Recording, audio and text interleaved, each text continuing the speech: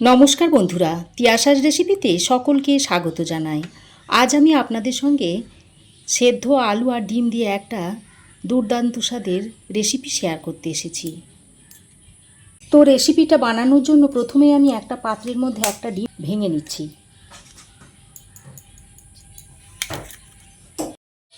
এবার আমি এই ভেঙে নেওয়া ডিমের মধ্যে সেদ্ধ আলু গ্রেট করে দিচ্ছি।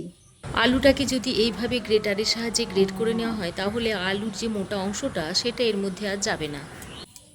ডিমের একঘেয়েমি রেসিপি ছেড়ে একবার হলেও ডিমের এই রেসিপিটা ট্রাই করে দেখুন। তারপর আমায় কমেন্ট করে জানাতে ভুলবেন না কিন্তু যে রেসিপিটা আপনাদের কেমন লাগলো। তো বন্ধুরা, রেসিপিটা কেউ স্কিপ করবেন না, তাহলে আমি কি পদ্ধতিতে রেসিপিটা বানালাম বা কি মশলা ব্যবহার করলাম সেটা আপনারা মিস করে যাবেন। তখন হয়তো রেসিপিটা অতটা ভালো লাগবে না। তো এখানে আমি একটা ডিমের মধ্যে দুটো মাঝারি সাইজের সেদ্ধ আলুকে গ্রেট করে দিয়ে দিচ্ছি।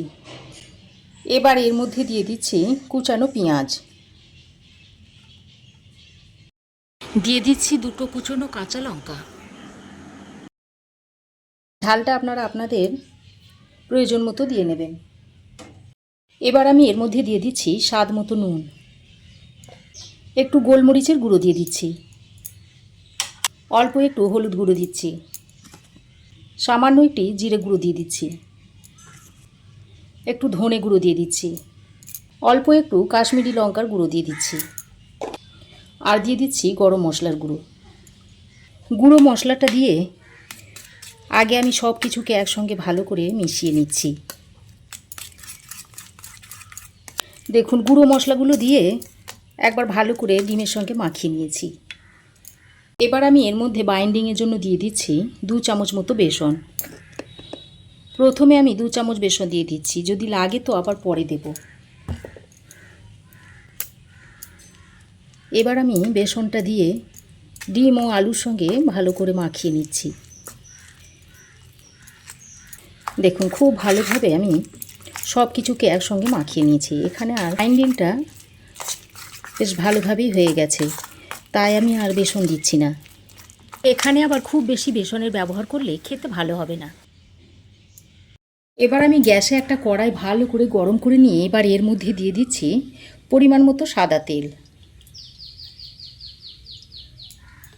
দেখুন, তেলটাকে আমি খুব ভালোভাবে গরম করে নিয়েছি।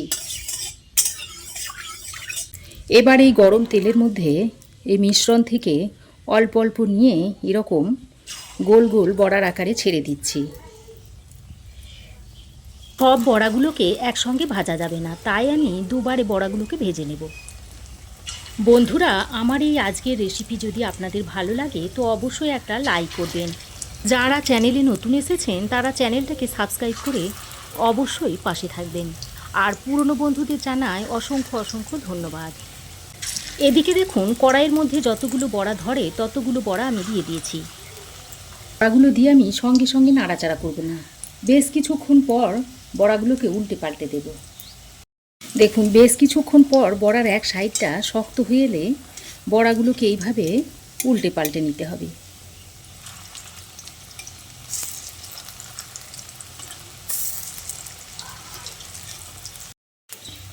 এবার গ্যাসের ফ্লেমটাকে লো টু মিডিয়ামে করে বড়াগুলোকে উল্টে পাল্টে বেশ লালচে করে ভেজে নিতে হবে। গ্যাসের ফ্লেমটা যদি হাইতে রেখে বড়াগুলো ভেজে নেন তাহলে বড়াগুলো উপর থেকে পুড়ে যাবে আর ভিতরটা কাঁচা থেকে যাবে। অনেক সময় বাড়িতে যদি সবজিপাতি না থাকে তখন তরকারির চিন্তা হয়। যদি একটা ডিম থাকে ঘরে আর যদি আলু থাকে তাহলে এইভাবে আপনারা ঝটপট এই রেসিপিটা তৈরি করে নিতে পারবেন, আর এটা দিয়েই সব ভাত খাওয়া হয়ে যাবে।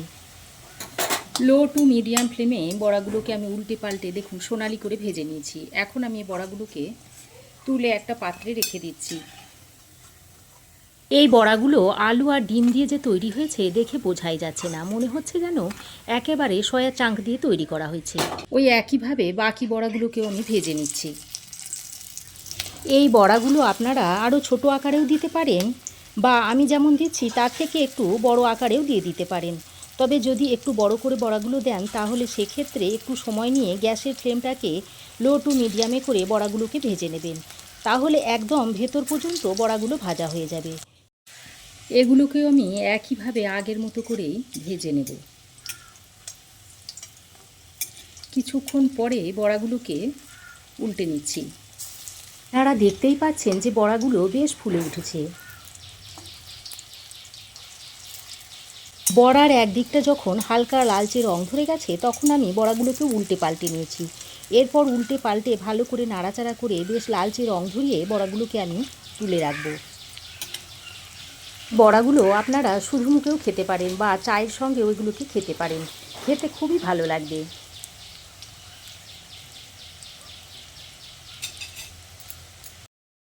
দেখুন, বাকি বড়া বা পকোড়া যাই বলেন না কেন, এগুলোকেও আমি সোনালি করে ভেজে নিয়েছি, ভেজে তুলে নিচ্ছি।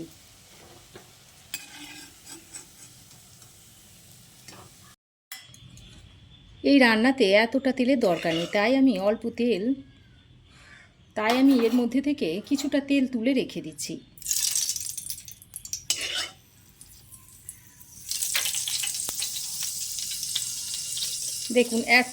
দেখুন 2 টেবিল চামচ মতো তেল আমি কড়াইয়ের মধ্যে রেখে দিয়েছি।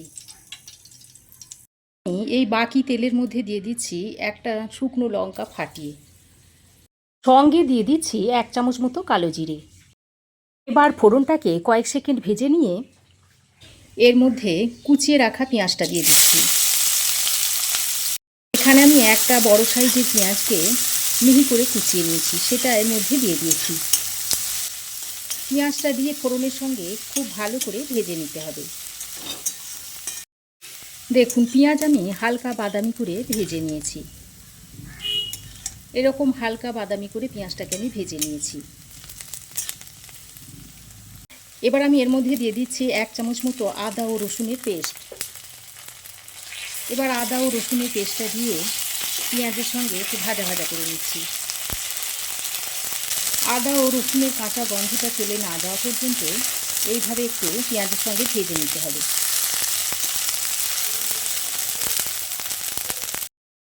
আদা ও রসুনটা ভালো করে পেঁয়াজের সঙ্গে ভেজে নিয়েছি। এবার আমি এর মধ্যে দিয়ে দিচ্ছি 1/2 চামচ মতো হলুদ গুঁড়ো, 1/2 চামচ দিয়ে দিচ্ছি জিরে গুঁড়ো, 1/2 চামচ দিয়ে দিচ্ছি ধনে গুঁড়ো, ঝাল লঙ্কার গুঁড়ো দিয়ে দিচ্ছি 1/2 চামচের থেকে একটু কম, কাশ্মীরি লঙ্কার গুঁড়ো দিয়ে দিচ্ছি 1/2 চামচ, আর দিয়ে দিচ্ছি স্বাদ মতো নুন।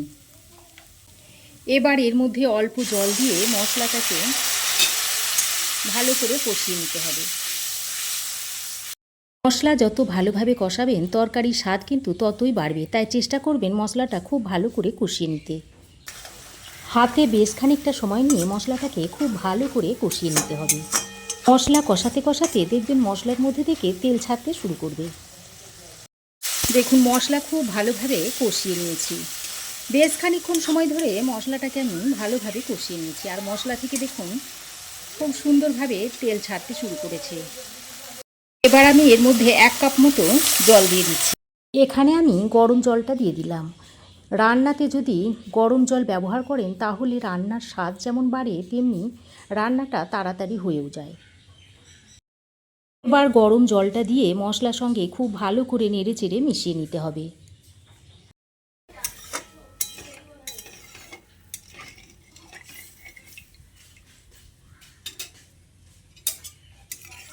জলটা দিয়ে মশলার সঙ্গে খুব ভালো করে নেড়েচেড়ে মিশিয়ে নিয়ে একটা ঢাকনা লাগিয়ে ঝোলটা ফুটে আসা পর্যন্ত অপেক্ষা করব। দেখুন, ঢাকা দিয়ে 2-3 মিনিট মতো রান্না করে নিয়েছি, আর দেখুন ঝোলটা খুব ভালোভাবে ফুটে উঠেছে।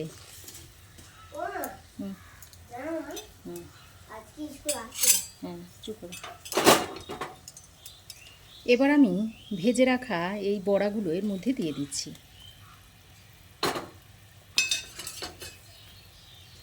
তারপর ঝোলের সঙ্গে ভালো করে নেড়েচেড়ে মিশিয়ে নিচ্ছি।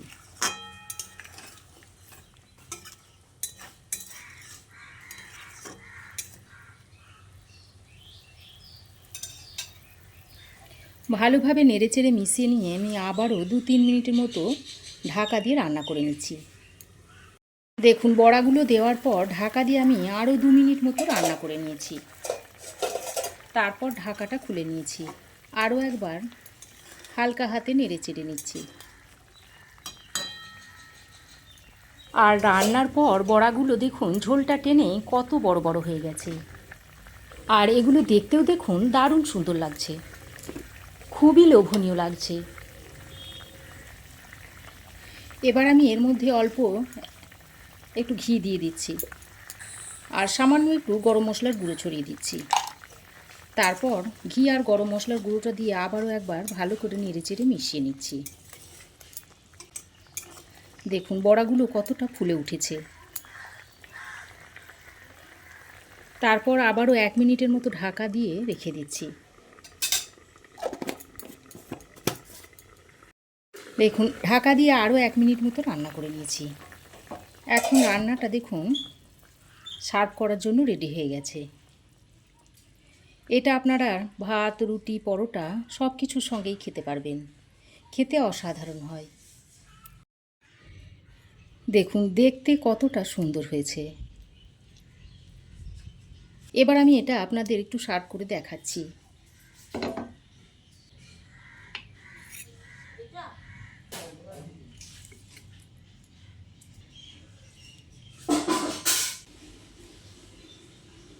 তো রেসিপি কেমন লাগলো অবশ্যই একটা কমেন্ট করে জানাবেন। ভালো লাগলে একটা লাইক ও শেয়ার করবেন। পাশে থাকা বেল আইকনটা অবশ্যই প্রেস করবেন। আর আমার চ্যানেলে নতুন বন্ধু হয়ে থাকলে প্লিজ চ্যানেলটা সাবস্ক্রাইব করার অনুরোধ রইল। আজ এ পর্যন্তই। আবার দেখা হবে নতুন কোনো রেসিপি নিয়ে নেক্সট এপিসোডে। সে পর্যন্ত ভালো থাকবেন, সুস্থ থাকবেন। ধন্যবাদ।